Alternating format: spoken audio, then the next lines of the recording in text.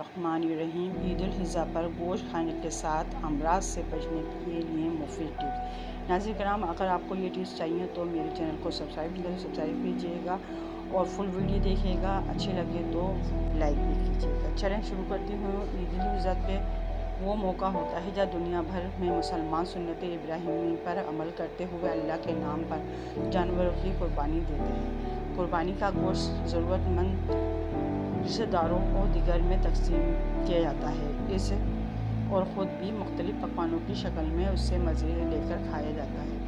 تاہم عید کی خوشیوں سے لطف اندوز ہونے کے ساتھ ساتھ کچھ احتیاطی تدابیر اختیار کرنے کی بھی ضرورت ہوتی ہے۔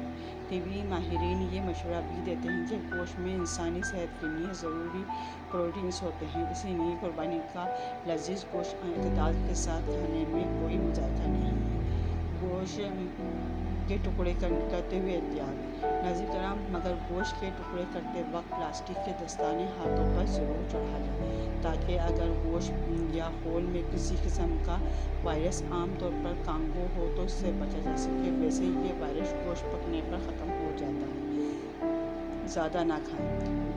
اسی طرح گوشت کو بہت زیادہ کھانے سے گریز کرنا چاہیے کیونکہ اس سے معدے میں تیزابیت کا خطرہ بھی پیدا ہوتا ہے۔ یہ تیزابیت ذیابیطس، بلڈ پریشر، جگر، دل اور ہیپاٹائٹس کے شکار افراد کے لیے زیادہ بڑے مسائل کا باعث بن سکتی ہے۔ مسالے دار پکوانوں پر کولا مشروبات کا استعمال بھی نقصان دہ ہو سکتا ہے۔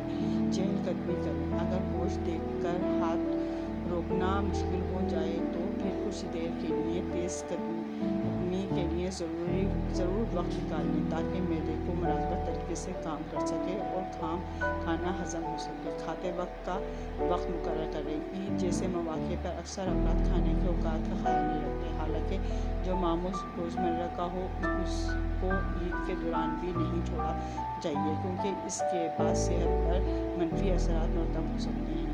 گوشت اچھی طرح پکائیں۔ قربانی کے گوشت کو اچھی طرح پکانا مت بھولیں کیونکہ گوشت کو مناسب طریقے سے نہ پکانا انفیکشن کا باعث بن سکتا ہے۔ اسی طرح باربیکیو بناتے وقت گوشت کو بہت زیادہ نہیں جلائیں کیونکہ ایسا کرنے پر ایسے کیمیکلز پیدا ہوتے ہیں جو خطرناک ہو سکتے ہیں۔ کھانے کے دوران وقفہ۔